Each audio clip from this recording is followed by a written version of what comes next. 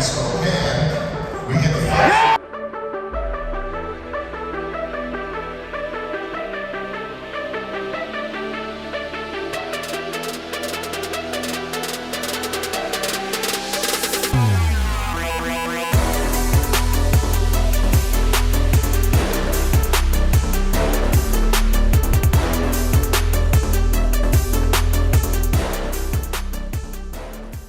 Well, welcome all in for the season-ending episode of the unofficial WCC Hoops podcast.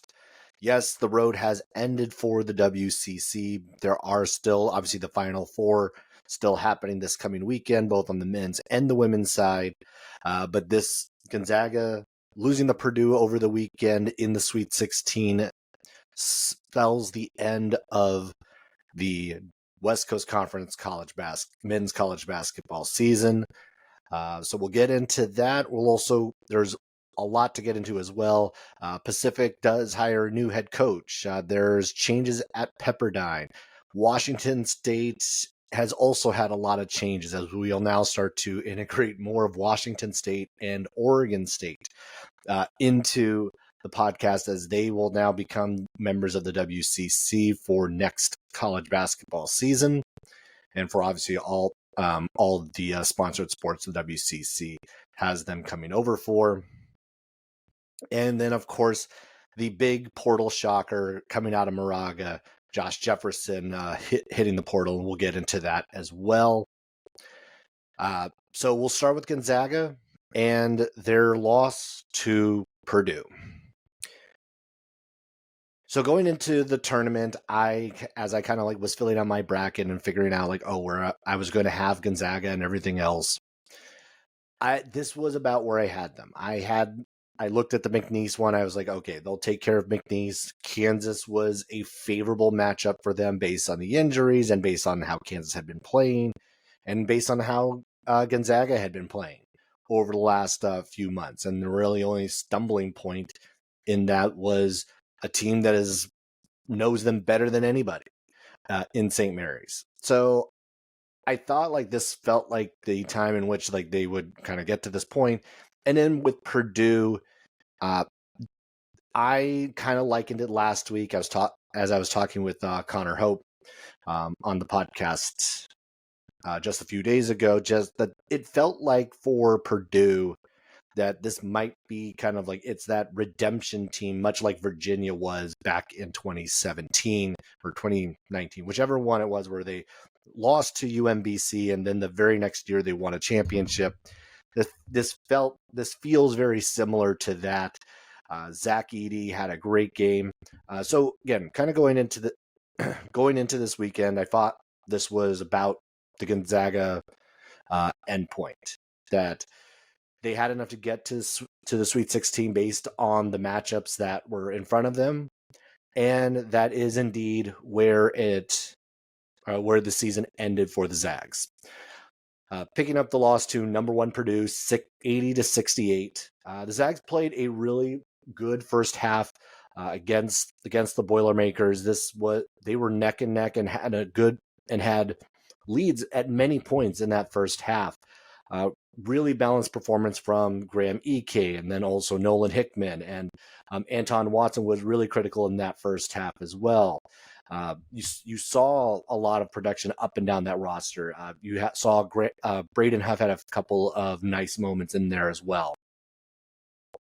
So they trailed at 4 at the half, and then went into the second half and was hanging tough for a while. They ended up actually only down 2 after a 3 from Nolan Hickman with about 13 minutes left. And then Anton Watson picked up his 4th foul with 12:32 left. And that is when the game flipped. He came out of the game, and Purdue immediately went on a 16-2 run to take a 16-point lead. Zach Edey had 7 of his game-high 27 in that run. Braden Smith was also had a couple of buckets in that stretch. He had 14 points, 15 assists, 8 rebounds, near triple-double for him. And that was the turning point.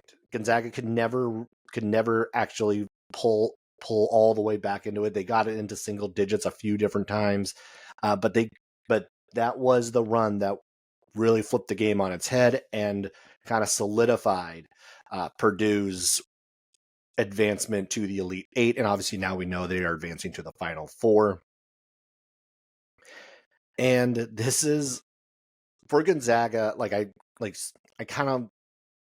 don't want to read too much into the game with Purdue because it's over. The season's done. Could they have maybe a couple of things change? I know there's a lot of the conversation about the lack thereof of calls on Zach Edey, how he's officiated in totality. But at the same time, it's officiating someone that big is just different than you do with everybody else. I feel like if Twitter had existed when Shaq was in college or his early years in the league, there might have been the same thing with him, or at least similar things with him, because you just can't call everything on him either direction, because then you'd be calling a lot more fouls both directions. You just have to officiate guys that big differently.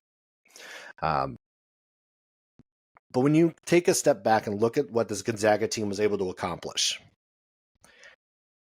thinking about where they were before the season, what a lot of people thought about going into the year, that this was going to be a transitional year. What was this Gonzaga team going to look like without Drew Timme? What were they going to look like without Julian Strother?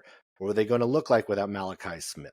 They lost a lot of pieces from the team a year ago. It's kind of like sometimes you kind of forget that Hunter Salas transferred out. You replaced a good chunk of the starting lineup, a good chunk of the rotation. In fact, in many ways, you didn't actually replace all of the rotation, because this was a Gonzaga team that relied heavily on its starting five and did not rely too much on its bench. This was a team that really didn't find itself until maybe the beginning of February, as far as who they actually were. The switch, obviously, to Ben Gregg in the starting lineup really flipped the season on its head. And then even just you think about who they were beating and who they played in the non-conference, on paper, it looked great. Then you get wins against UCLA. You got to win against USC. You played tough against Purdue. You get a win against Syracuse. You do the things you thought you needed to do. And then USC stumbles. UCLA fumbles. You have the likes of Syracuse not look that great either. All the wins that they were picking up ended up not being all that great.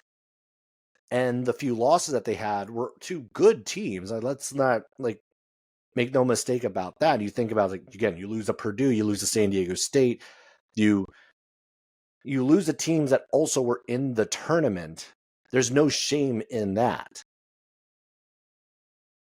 But it took a long time before they finally picked up their first quality win, the first good win on paper, and that was obviously Kentucky in that second week in February.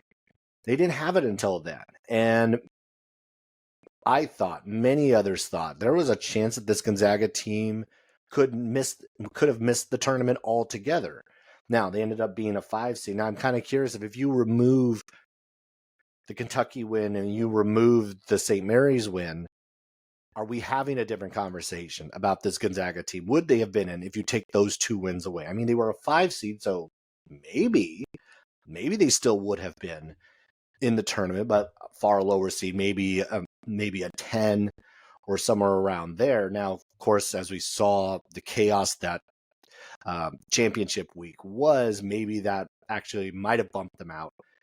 But the fact that they went from out or on the bubble just in the early parts of February to being a 5 seed just more than a month later just says so much about what Mark Few and that team, that coaching staff was able to accomplish, really what those players were able to kind of figure out and build off of throughout the course of the season. This was maybe one of the better coaching jobs based on expectation, based on where they were and what the end result was. Because the bottom line is, in a quote down year, Gonzaga ended up in the Sweet 16 for the 9th straight year.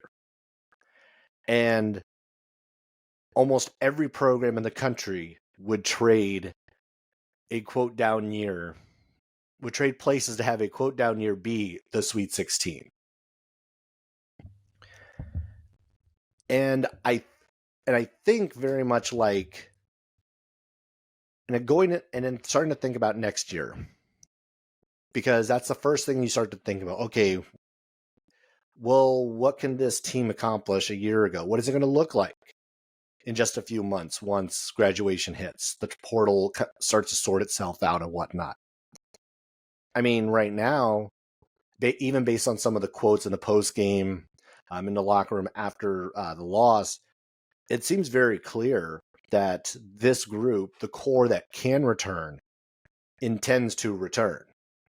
Graham Ike, Ryan Nembhard, Nolan Hickman, Ben Gregg, that this group, this core, does plan to return, and they all can. And just thinking about that group coming back, yes, minus Anton Watson, but a year of development of Dusty Stromer. You get another year of development of Braden Huff. You get another year of development for Luka Kragnovich. Like you start to see some of the other pieces start to grow and start to actually fit a little bit better. You get Steele Venters back from the ACL tear. You start to piece things together again to another year of development. I mean, it took this team a long time to figure out their identity, and now you're kind of starting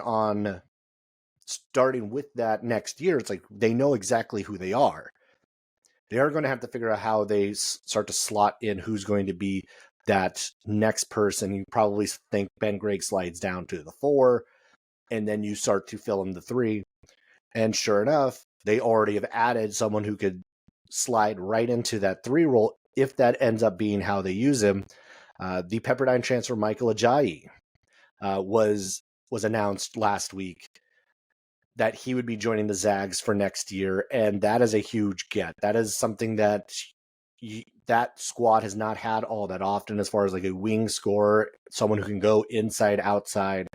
He's going to give them a lot of versatility on that front. And maybe the one thing you can point out is like, well, we don't know how good he is defensively because he played at Pepperdine and they were all terrible defensively. But that could have been scheme. That could have just been the way he was used, because I don't think you're going to be able to get away with not playing any defense for Mark Few. So I expect him to kind of slide into that 3 role.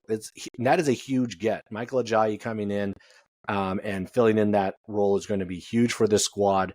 Again, he gives you that inside, outside, that mid-range presence, and gives you another outlet so it doesn't always all have to be on Graham Ike and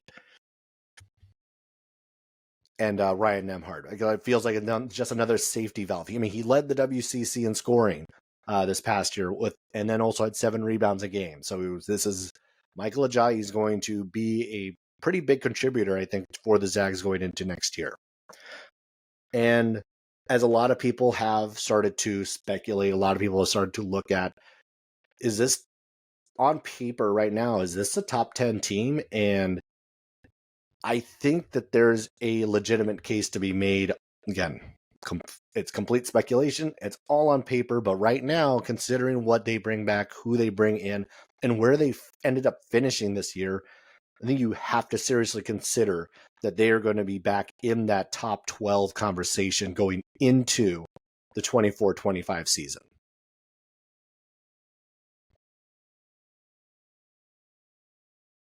And thinking about next year, going into what the other changes are, because a lot of changes have happened over the course of the last week since the last episode. And one of the biggest ones is that Pacific has a head coach now. They hired Dave Smart to be their next head coach. He was the assistant at Texas Tech just this past year. They made the NCAA tournament. They were 23-11, 11-7 in the Big 12. A year after they were just 16-16 and 5-13. But this is a hire that you really, if you're in the weeds of basketball, this name will sound familiar because he picked up 656 wins over 18 years as the head coach at Carleton University in Canada. 591 of those wins against U Sports teams, which is basically Canada's NCAA. And he was the coach of the year of that league 10 times. 13 national championships. He had summer tour wins over the years over Wisconsin, Baylor, Wichita, Alabama, Memphis, TCU. The list goes on and on. And so this was definitely a out of the box thinking hire, because this was someone who spent the last year, was watching an interview with him recently done by one of the Sacramento affiliates, where he talked about how he needed that year at Texas Tech with essentially American basketball and at the college level to kind of get his feet wet and really feel comfortable with it. And now going into a situation with Pacific where a lot is needed. We all know, and any of us who have watched the WCC, this Pacific program over the last decade plus knows this is a hard job. This is going to be a big challenge. And the candidates that I thought you kind of needed to look at of who would be best in there was someone who was going to think outside the box, or someone who is going to look at this to an extent, and not like completely this way, but almost with rose-colored glasses of the opportunities that there are at Pacific, because really at this stage, you can only go one direction. I have long thought this is, at least definitely over the last few years, this is the toughest job in the WCC. This is a school that, while they have the facility, the building, like the Spano Center is a good facility for basketball, we haven't seen that level of support across the board at Pacific, because that is the one school in the WCC that doesn't appear to have actually committed the funds financially. And this is something that has to change if Pacific is going to get better, because we've seen the investments from the other schools, both in facilities and then also coaching hires. We've seen what USF has done. We've seen what Santa Clara has done. We've seen what LMU has done. We've seen what St. Mary's has done. Almost all the WCC teams, like Portland going out and finding Shante Legans, like San Diego going out and getting Steve Lavin. Like, you've seen WCC teams put in some level of financing specifically into men's basketball to try. Again, this is the marquee sport of the WCC, and for Pacific to succeed, they have to try to do something different, because what they have been doing hasn't worked. They had the couple of years of solid success with Damon Stoudemire, and he quickly found a way out and took off. You look at, again, just their success or lack thereof since they joined the WCC. They made the NCAA tournament in 2013, which was their last year in being in the Big West before rejoining the WCC. And since then, they have only finished 500 or better twice. One of those years was that very first year. They've only had 15 or more wins in a season twice in that same time frame, 2014 and then 2020. But this is also a program that has been to the NCAA tournament more recently than 5 of the other WCC teams: LMU, Portland, Pepperdine, Santa Clara, and San Diego. They've been there more recently. They know what it takes to get there. Now, albeit that's been auto bid from the Big West, and that is a completely different animal than trying to get, essentially, you're going to have to get an at-large out of the WCC, because the mountain to climb to get past both St. Mary's and Gonzaga is as everyone else in the WCC knows, is it's almost been near impossible for the last 20 years. And the Pacific Challenge is, I think, trying to get back to a level of respectability, at least like in these first few years. I think that has to be the goal, get back to being competitive. I mean, this team was 0-16 in WCC play this year. They were 6-26 overall. They were one of the worst, if not the worst team in all of college basketball this year. The Pepperdine game in the WCC tournament was just kind of like the microcosm of the whole year. Just how bad that team was. And now Coach Dave Smart is going to really have basically a clean slate. A lot of the guys from this past year's team or have already hit the transfer portal. So there's a lot of opportunity to kind of reform what this Pacific program is going to look like, what the possibilities and the potential are. And so to an extent, there is a little bit of an excitement of what someone new could potentially look at and see how they can find success at that program, because we know it's going to be tough. We know it's going to be challenging. All the luck to Dave Smart in his new role as head coach at Pacific. I just hope to see Pacific kind of like right back to being a somewhat competitive team going into next year. I mean, it was only a year ago that they were right there in the mix. They were 7-9 in WCC play. So it's not like we're that far removed from Pacific being at least a half decent team in the WCC. So one of the other change. So again, like there's been a lot of changes like throughout the WCC. We're going to go to the change down in Malibu. We don't have a head coach yet, but we do have a new AD at Pepperdine. Tanner Gardner is coming over to take on the director of athletics role for the Waves. He had been at Rice for a number of years as the deputy AD for external affairs. Pretty impressive resume. He's a Stanford grad, Harvard Business MBA, 3-time All-American in wrestling when he was at Stanford. And he was in charge of a lot of like the revenue growth, transactional revenue growth that Rice saw over the last decade or so. Record high season ticket sales across all their sports. Had a key role in the transition into the American Athletic Conference in 21. So this is someone who does know how to kind of take a program that, I mean, Rice isn't like the flashiest of programs. Many of their programs, like they have some really good programs. Baseball is one that kind of like sticks out in my mind as far as Rice programs that always do really well. And this is an area like Pepperdine has potential. I think like this is one of the things we think about these Pepperdine teams, and some of them have been really bad, especially when you think about what they've looked like over the last couple of years. Despite talent, they haven't had the on-court success, and that tells me a couple of things. One, that they are capable of attracting talent to Malibu. I mean, it feels like it shouldn't be that difficult to attract talent to Malibu. But then the challenges are, of course, figuring out NIL, but then also figuring out who's going to be able to get them to have that success on the court for men's basketball.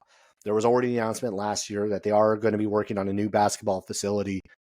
Now I had to go take a look at some of the finer details of all of that, but Pepperdine is starting to kind of move forward, and like there is potential. Again, the last really good team in the WCC that was consistently a good team before St. Mary's, before Gonzaga, it was Pepperdine. Pepperdine was the big dog for a long, long time.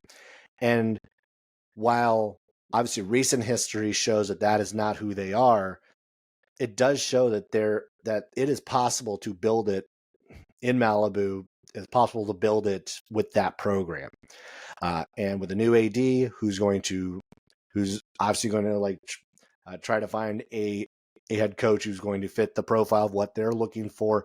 But then also, I mean, they're going to also need to go quickly because the roster is kind of barren at this point as well. So they're going to need a head coach to get in there and really start to recruit heavily to fill out the roster. So that first year or so for whoever the head coach is might be a little bit on the rough side because they're kind of playing a little bit behind the 8 ball on the portal front. But Pepperdine feels like a place that could do it if the right person is in place, if the right support system is there as well. And then lastly on the change front is Washington State. And this is a situation, this was a situation where I felt like there was the potential. I think I was pretty excited about Washington State coming in because thinking about like, oh, they've been kind of moving in the right direction. They're going to have this kind of like 2-year window of what are they going to do, everything else. Like they had a relatively new AD. They had Kyle Smith as the head coach.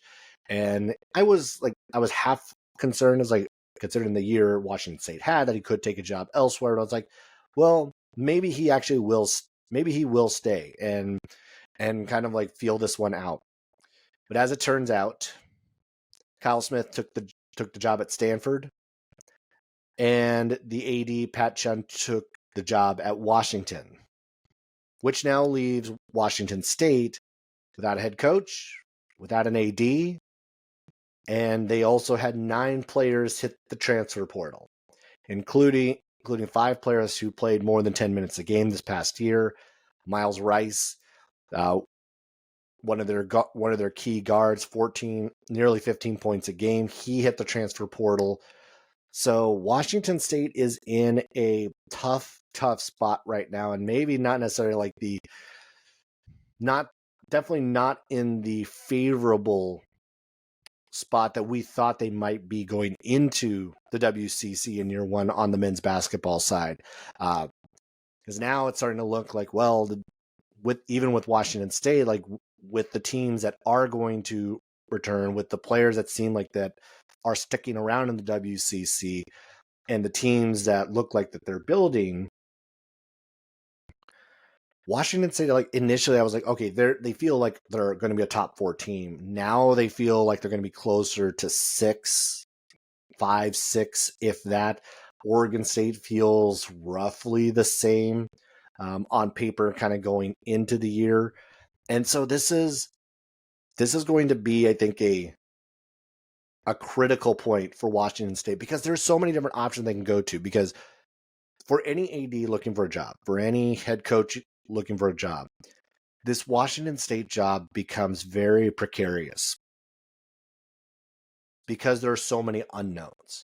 There's so many unknowns of what's going to happen in 2 years. Are they going to find the football league? Are they going to put that together? Are they in Oregon State going to figure it out? Are they going to poach the Mountain West? Are they going to be stuck holding the bag and end up just sitting there in the WCC for longer than the 2-year period? Because what are you hiring? What level are you hiring at? Right now, Washington State doesn't really look like the same Washington State job as it did even just 2 weeks ago. With the changes with the changes at the top that have happened, with the uncertainty of where they still are at this point, and the uncertainty hasn't changed. Like that was going to happen one way or the other, regardless of whether or not you had the AD and head coach leave. That still was the same case. But now there is this. But now it feels like there's a little bit of like this leadership, not quandary. It's like this leadership void is going to be incredibly important for the university to figure out, because going into this 2-year window, it feels like you need to figure it out sooner rather than later so that you have some level of stability within that athletic program. Because if you don't, this could get away quickly, and the situation for they and Oregon State when it comes to trying to rebuild whatever college football playoff eligible league that they want to build becomes that much more challenging.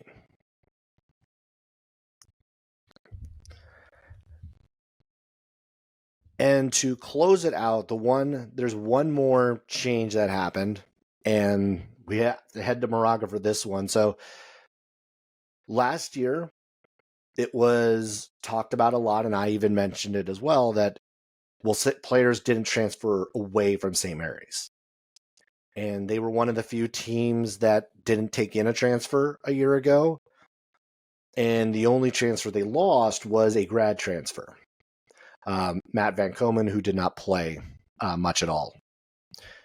So essentially a year ago, they were untouched by the portal. And so far, to what we have seen, St. Mary's has been hit twice. One less so than the other, a definitely on paper devastating hit.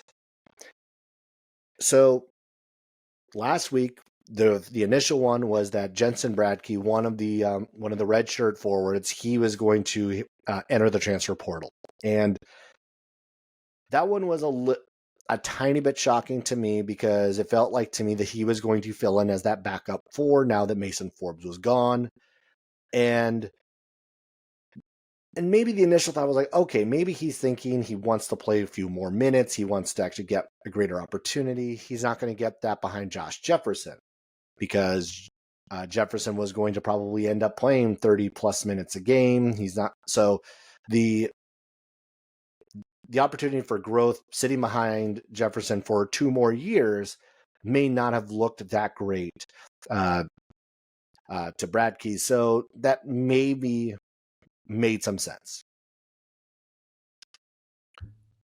And less than 24 hours later, the shocker from the St. Mary's camp was that Josh Jefferson was going to transfer and hit the portal. He announced it on social media. He left his note and everything else to the St. Mary's fans and everybody else. And that one caught most everybody by surprise and caught me by surprise. I was definitely not ready for that. Still kind of licking my wounds from the tournament loss to Grand Canyon, only to find a few days later that the starting 4 that we were missing that maybe could have actually been the difference in a win or a loss against Grand Canyon was no longer going to be on the team. And my initial reaction was that the expectations for next year have to change, because I think we saw this year kind of not to say what the ceiling was, but how less dynamic they ended up being without the likes of a Josh Jefferson. We saw that in the last few games of the regular season. We saw that in the NCAA tournament. They missed Josh. And you pair that with the fact that you also do lose Alex Dukas. He is now out of eligibility. You lose Mason Forbes, also out of eligibility. And it became a much more challenging situation because now you don't have a 4 at all. Not only is Jefferson gone, Forbes is gone, Bradkey is gone. Those were all of your 4s. So now it does feel like St. Mary's does need to go out and find a 4 that's going to fill in the gap. Now, I don't know necessarily if that's going to be, they're looking for a short-term fix, like a grad transfer. They're going to look for someone who might be able to fit in for a couple of years as they try to fill out the rest of the recruiting pipeline and everything else, and kind of see like who they can actually get to fill in, because this St. Mary's roster does look loaded going into next year. They bring in their best recruiting class ever. You bring in the likes of Mikey Lewis. You bring in Zion Sensley. You bring in Dent, like the Aussies. So there's a few different guys who are going to be fighting for minutes. There's going to be a lot of guys fighting for minutes, especially at the guard spots. But that 4 slot now is vacant. And I I think we're going to end up seeing St. Mary's probably play a little bit smaller because of that, out of necessity, if they don't end up finding someone who's going to fill that very specific role that they need. And there are a couple of interesting names that have hit the portal already that are fours that could potentially fit the bill. But then then you have to have the conversation about NIL, how much money is available, what opportunities might there be for whomever comes over and plays for St. Mary's. Would it be someone who's local, someone who has a connection back to one of the guys on the team, the coaching staff, former guy that was on the recruiting path before? So there's a number of different options, it seems, for St. Mary's on that front. But the one good thing that came out is like the bad news hit about Josh Jefferson, and then the good news hit the day after that Mitchell Saxon announced that he would be using his COVID year. He is returning for year 5. So that is a huge lift for St. Mary's, getting the Defensive Player of the Year back for his now final year with the Gales. So at the very least, you already can kind of lock in. You have your backcourt and your center, or at least as of right now, kind of locked in. Marshallonis, Mahaney, Saxon. Then now you're really looking to fill out who's going to be the 3, who's going to be the 4, and then who are going to be the rotation guys in and out of that. And I think there's a lot of different possibilities of what we might see Randy Bennett do going into next year. All right, well, that'll do it for this episode of the unofficial WCC Hoops podcast. This is the last one of the basketball season, but that does not mean that the train will stop. There will be plenty of off-season action moving forward. We'll try to do a few more interviews as we kind of go along through the summer.